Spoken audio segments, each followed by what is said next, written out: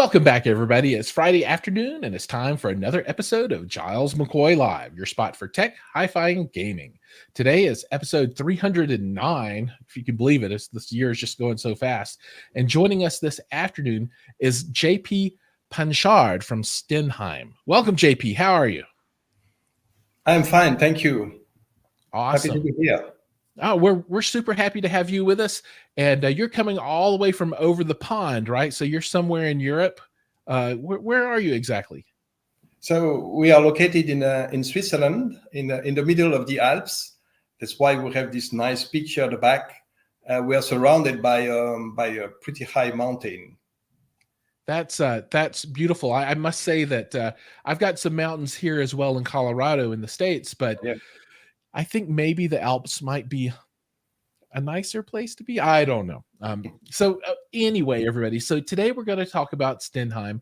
And if you're not familiar with the brand, this is a quite good brand of speakers, and we're going to dig in a little bit to that. But I think to start, JP, could you tell everybody a little bit about yourself and then maybe a little bit about the company so they can kind of understand who you are and what the brand brings to the table? Yes, Stenheim has been founded in 2010 by several young engineers and brilliant and coming from a big brand. And they launch the brands to be able to bring something a bit different.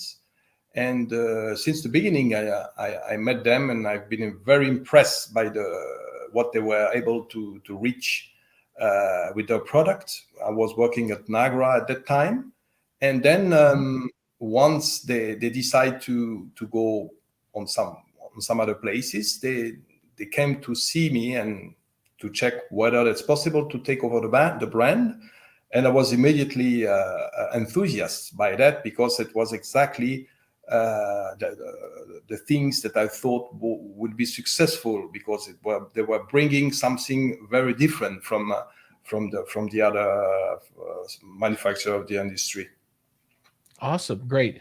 And tell us a little bit about what the company produces. So you're dedicated to loudspeakers only, is that right? Or are there other things? Or yes, it is correct. We are really focused on loudspeakers. This is the main product that we are doing. We are just making an electronic crossover for the reference line, and but really we are focused on the speaker side. Excellent. Okay, so I want to talk a little bit more about the speakers and okay, my American accent. I'm sure I'm going to hack up some of these words, so please feel free to correct me as I say them incorrectly. But today you offer two different lines of speakers. The one that's easy to say is the reference, and that's the higher end line. And then you also have the Alumine. Correct. Did I get that close enough? Exactly. The Alumine, it's yes. The reference Alumine, there are two also words coming from the French language. You have noticed maybe my little French accent. A bit. We are living in the French part of Switzerland. So Alumine, yes. Why Alumine? Because it's really linked to a very important part and something which is pretty different from most of the manufacturer. We are using aluminium for the enclosure exclusively, which makes something interesting. So it's all aluminum then. So there's no wood. It's just so. No. I've always been curious about production for those kinds of speakers, right? So I don't know if you can answer these questions because this might get a little too deep, but when you're producing the cabinetry for that kind of speaker, do you take a large piece of aluminum and mill that out, or do you take a thin sheet and press that into a shape? How does that work? I've always been very curious about the production technique there. Yeah, you have different way of manufacturing an enclosure in aluminium. So we have chosen to machine all parts. Oh, which is wow. really the most complex, because we sometimes say we are not building an enclosure like a furniture. No, we are building an enclosure like a machine. It's a real machine. All parts are assembled, and you have an internal structure made of a different part of aluminium to make a kind of skeleton. And then you have all parts that are attached, screwed, sealed, and really packed to make the best enclosure possible. Wow. So that must give you a rather rigid enclosure then. And then I know that the speakers don't end up being very lightweight. They actually can get quite heavy. I think in the statement references 200 kilos or something like that per unit, and then you have two towers. Yeah, and we'll get to that in a minute. That's outstanding. I don't. I'm sure that I've seen you before at shows in the past, but I'm really looking forward to Axpona this year because you'll be there, and we'll talk about that more in just a minute. I want to get through the rest of the lines, but really understanding what these are made out of is really interesting. So, in the For Americans aluminum or our Alumine line, there's a 2, a 3, a 5, a sub, and a movie set. Now, the movie set, is that really just several of the 2s in a system, or are they different? No, it's exactly that. Because in fact, we are focused on speakers, but frankly, we have the chance. It's under purpose because we decided to do like that. But some of the characteristics are very interesting also for the home theater, because we have a pretty high efficiency and very high dynamic range, very low distortion. So we have a huge capability of producing extraordinary dynamic and pressure, even from a small enclosure. This is an advantage also for the home theater. So we have decided with the small Alumine 2, we propose this model, and we put them everywhere in every channels, on front, mid, and also surround channels. And then, of course, in the home theater up to below 80 hertz, you have the subwoofer units, and we have developed subwoofer units. We can use 1, 2, depending on the structure. Of course, it's not like a typical home theater. Today, we have more and more integrated in the wall, I think. But using the same speakers like you are using with the 2 channels, you can have a really, really great home theater system, producing a sound which is at a level of 2 channels, which is sometimes, in terms of refinement, even higher. Yeah, that's great. And I'm just looking at the 2 now, and for everyone out there, I'll have a link down below where you can go visit the website and see these yourself. The 2 is front ported, correct? Correct. Yeah, and I really appreciate a front port on a speaker like that. I really like that design philosophy. Could you talk a little bit of what differentiates the 2, 3, and 5? Obviously, you have different numbers of drivers and that kind of thing, obviously, between the 2 and the 3 or 5. But the 3 and 5 look similar, but obviously are different. What is the distinguishing points between those? Yes, in fact, we are just sizing differently. This would be the first point. Of course, we believe that the size of the speakers adapt to the size of the room first. Of course, we can think differently, but this was the starting point. And then the bigger you have, the wider frequency range you can have. And then you need to have more than 2 drivers. So the simple 2 ways of the Alumine 2 is fantastic. You have a simple crossover. It can be extraordinarily lively and without constraint, very easy to drive. But you are missing a portion of the spectrum in the lowest frequency. So yes, you have the 3 that will bring. And then we need more surface of drivers. So you have 2 bass drivers with Alumine 3 to complete, to extend the frequency range in the lowest frequencies. And then on the 5, we size up a bit the enclosure. Instead of 8 inches bass driver, we have 10 inches bass drivers, also 2 drivers. And we are using with the 5 the mid-range of the reference line, and the same tweeter also from the reference line, which becomes the Alumine 5, which is one of the most awarded, I think, very, very, very much awarded speakers, and one of the most successful also speaker of our range, despite his higher price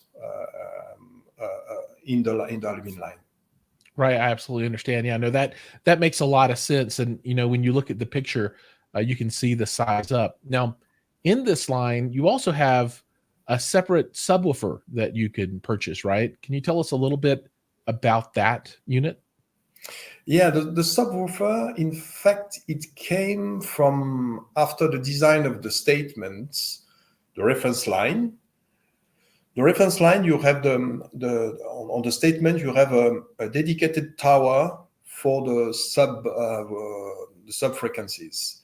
So you have a front firing and back firing 13-inch drivers, really firing in opposite direction and cancelling the force against the cabinet, which is great. Right. Yep. Within a closed enclosure, so you can control everything in a very, very the most accurate way.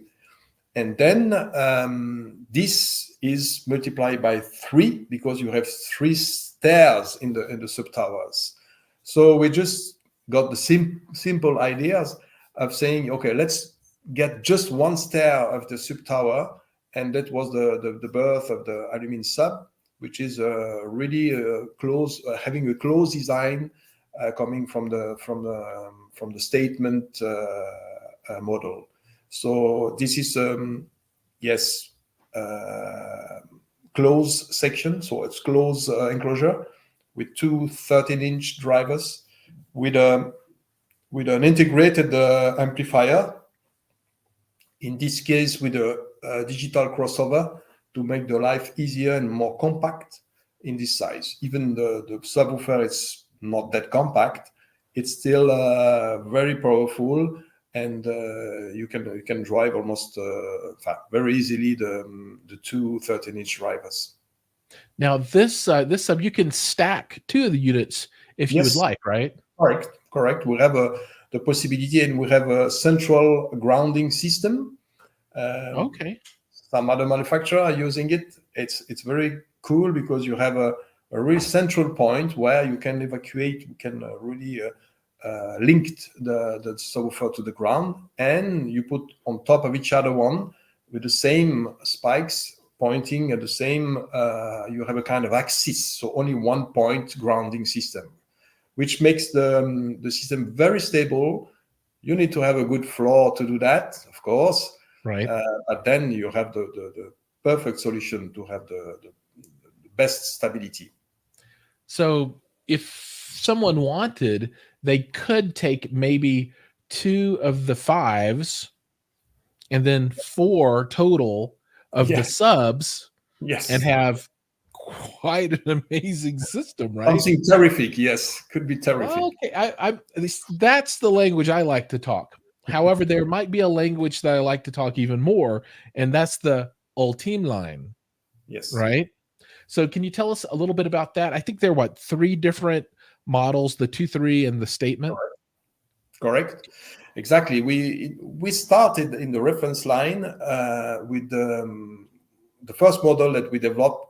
We call it reference. Simply, there was one. We wanted to be the reference. We say yes, that's the Stenheim reference, and this was the first development of the model. We call it Ultime 3 now.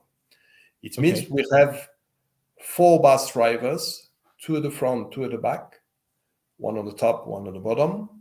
And you can see also on the speakers, you have a Tapolito configuration for the mid-range and the tweeter.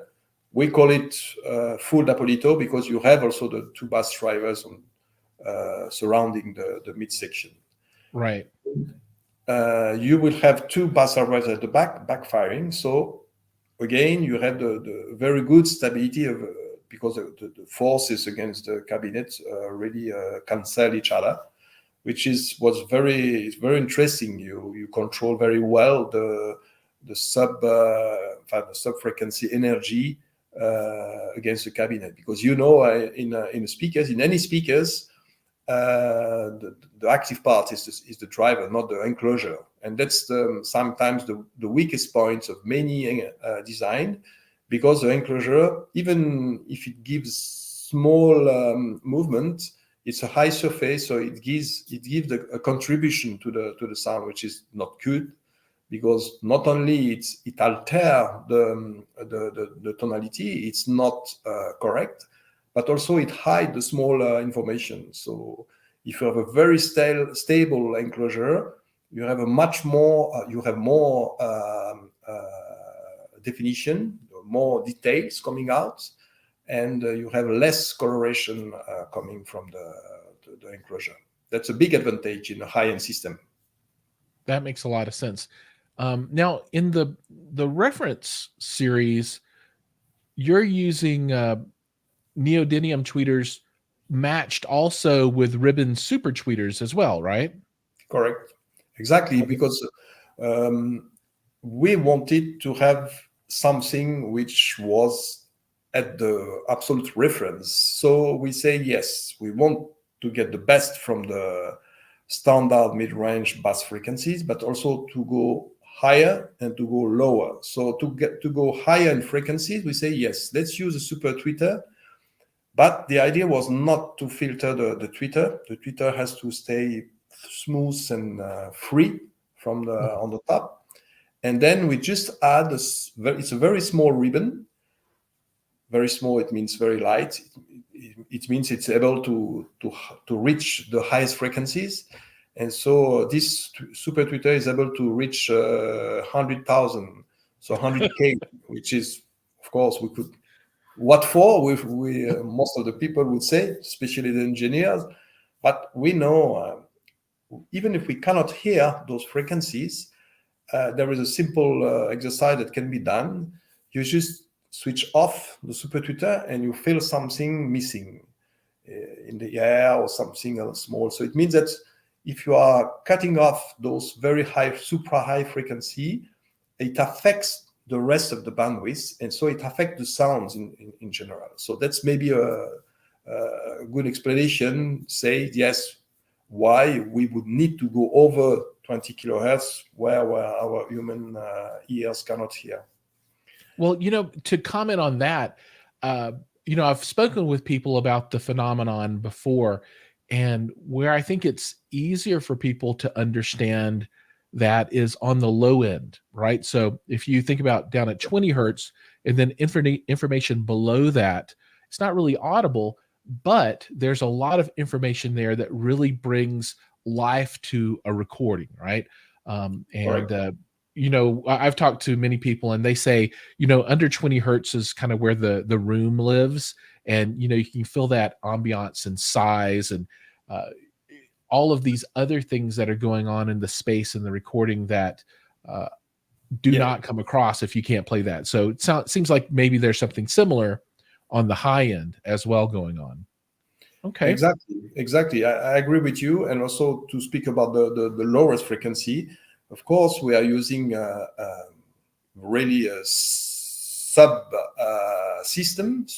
But the driver are able also to get a certain efficiency. You heard maybe that it's one of the very important point in our speaker range that we are using pretty high efficiency drivers, at least the highest efficiency possible with a standard cone driver without horns, because yes, you can have horns and it higher the efficiency, but then you have other problems too. So no, that's to keep the standard membrane it's pretty much the highest efficiency we could get from a system. So this is very important also to explain some advantage of our system. But then to come back on the lowest frequency, it was not that easy to reach 20 hertz with the same efficiency. So that's why we are using an external active crossover, and we compensate the very lowest frequency to say that you reach those frequency, but to keep the same level like the pretty high efficiency mid-range. So this is the things we are providing with our system, this external active crossover with some specific adjustment to get this wider band. And so that's why we say that the reference line, the reference Ultime 3 is able to reach 15 hertz, which is pretty low for such a system, which is not small, but it's not the biggest on the market in terms of size, though our reference line.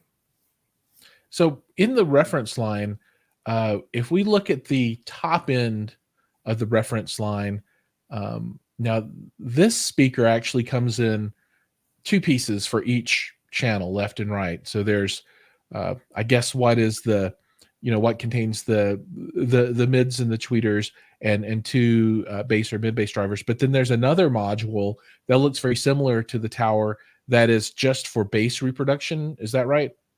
Correct. Yes, because in fact, after I've developed the reference model that I talked about, the first development in this range, we say, yes, if we could go further, what could we do? And we say, yes, that will be, because sometimes it's always like that. Your system size depends on the room size. And so the bigger room you have, the bigger challenge you have with the lowest frequencies, because you need to have a lot of energy, that. And then having a separate sub tower seems to be a bit, if you look at the numbers, you say, yes, okay, we are reaching 10 hertz. We are saying, yes, for those 5 hertz, what does it mean? And it doesn't mean much, frankly. What it means more is that you have the surface and the driver are playing in a much comfortable way, and you have also much higher dynamic range also in the lowest frequency, because in the lowest frequencies you need a huge system to get the level. If you have a real 20 hertz at high level, wow, you need to have a lot of hair. A lot of hair has to be moved. And so Absolutely. That's why this was the goal, to say, let's bring, even if we are not using for every music, but once you need it, you have it. That was the principle. And also you have it in big room. Yeah, and just for everyone listening, when you get down to 20 hertz, there's actually a lot of information from 20 hertz down to 10 hertz. That's the full octave of sound.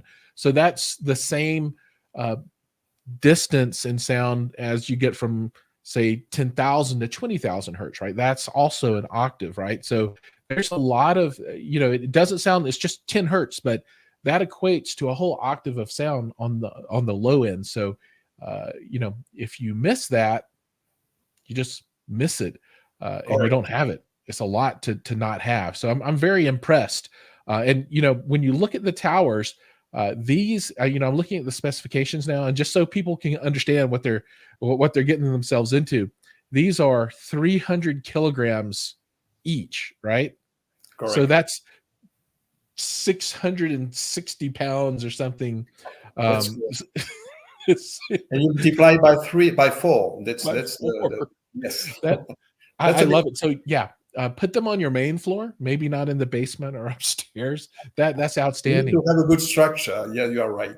It's better to and also you need to have a good people to move the things to the floor, to the next floor if you need it. Absolutely. Maybe a freight elevator would be better.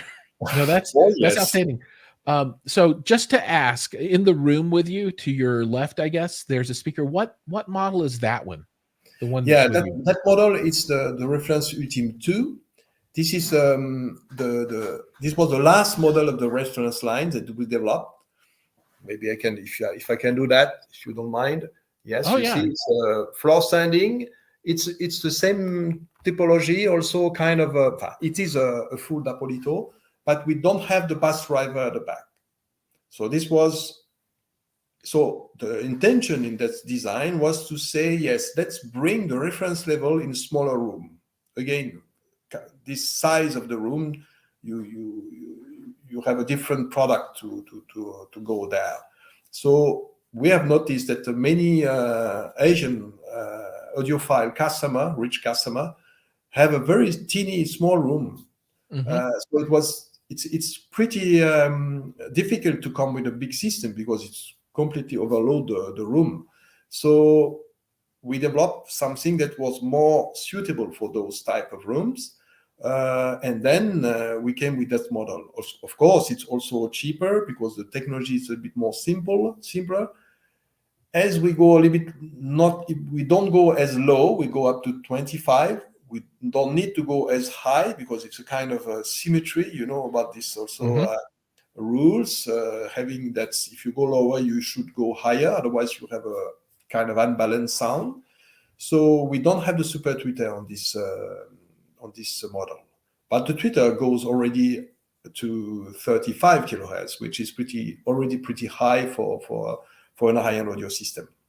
Yeah, the one thing I want to call out about the model is that, just for everyone viewing it, the design is extremely elegant from a number of points of view. The color scheme I find very attractive, but just the symmetry of the unit is very pleasing to the eye when you look at it. It feels to me like a complete speaker. When you look at it, I say, okay, that's the way it should be. It all the pieces are mirrored and it just looks very, very good. So, my compliments to the designer there, for the aesthetics of the unit.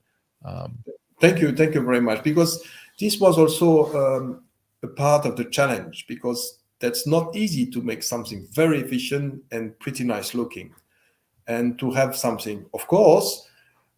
Some are saying, yes, the form follow the function, which is true in a certain sense, but still you have a little room to improve the form without distracting us from the real concern about the quality. So yes, we did a lot of research, and every time we develop a new model, we take care about that, and we try to get our designer, graphic designer, involved in the process to have even small things can be slightly changed, and you have suddenly something which becomes elegant. We really believe it's important, because those big systems that goes in a beautiful room, beautiful house, yes, it's much better if it looks a bit elegant. It's already it's important. Absolutely. Yes. So just my final comment on that piece is, I've had this discussion with a number of people as well, and they say, don't worry about the aesthetics, don't worry about the looks, it's just all about the function. And my point of view on this is, when I'm trying to complete or create a full experience, obviously I'm buying speakers for sound reproduction so that the environment and the system will sound as good as possible. However, if I'm going to sit down in this room and experience this great audio, I want there to be a pleasing visual as well. I don't want there to be, something ugly. And frankly, if I'm going to spend money, it better look good too. Right? Yes, I agree. Yeah, and you've been very successful. You are right. That's very important, and yes, I think it makes sense. It goes in the living room. We don't have to forget. Otherwise, it won't get in your living room. Somebody will say, no, it will not go in my living room. So, and yes, in my family, that's going to be me. Yeah. I'm going to say, no, if it's not nice, it's not coming in. So I want to shift gears a little bit and talk about another topic, and that's Axpona, right? So the show is coming up this coming weekend. Will you be there? And if so, what can people see and hear? Yes, yes, I will be there because it's a very important show, and US is also a very important market. And then I want to be there to. And we have also two partners which are very important for us. Nordost, we are partnering with them in their room together with VTL, and we have our dealer in Chicago displaying the Alumine line, smaller model, the Alumine 3 SE that will be displayed in this room in the stairs. And then, yes, the customer that comes to the show will be able to listen to one model of the reference line, the reference Ultim 2. That's the model that you see there. That's our latest model. And this model will be played with some little tricks comparing to the last year to improve a bit we have a very challenging room where we are, a huge ballroom, not with the best acoustics, but we will try to get the best of that with our latest model, and then I'm pretty sure that we'll reach a great level. That's outstanding. Very exciting. Yeah, and the Alumine 3 SC will be there with the musical artisan. And yes, they are very passionate and very enthusiastic and very behind the brand, and they are great. And we will have the first launch in America, in US, I would say, the Alumine 3 SC. It has been recently presented at the Montreal show. So this will be the Alumine 3 SC presented for the first time in America, in US. And that's like with Alumine 5, like all model now, we have the standard version, which is already great. And at a certain time, we say, yes, let's go a little bit further by really employing already incredible components for our crossover. And let's go further. We have different level of components quality for each type, and then let's go at the end, let's go at the maximum, and we go a bit further. So we have the same specification but with the highest level of components. So we call it the special edition.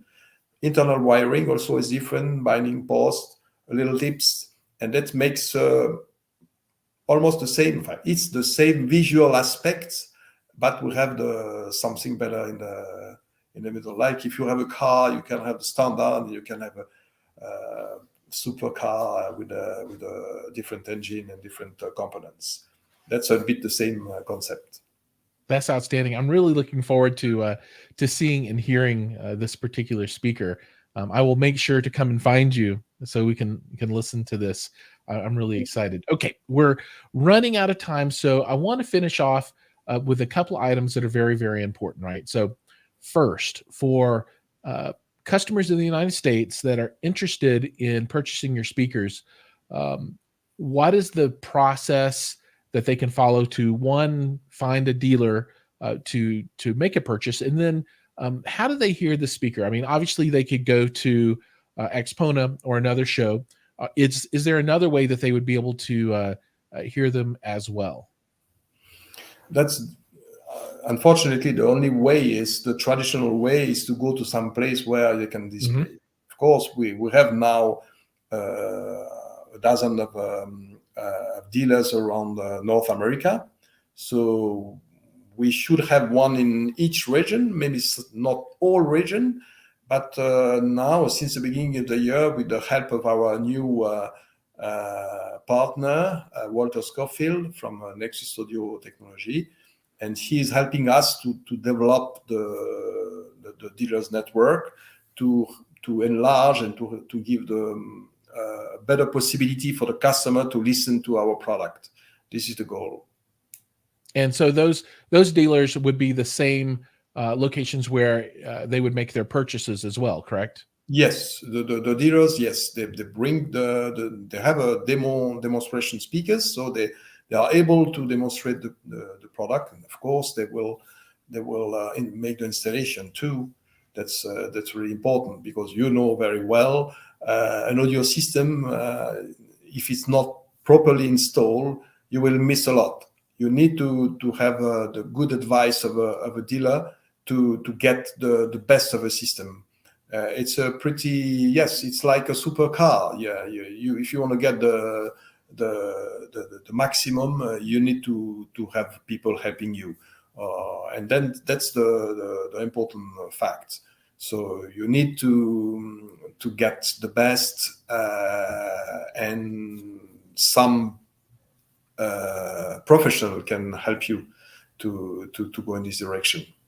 Absolutely. Yeah. You can, the speaker will take you down the track quite a bit, but if you want to cross the finish line Yes. and have things as good as they possibly can be, the setup and the final touches in the room are always very important, and pros can make all the difference there, as opposed to just doing it yourself if you're not yourself a professional.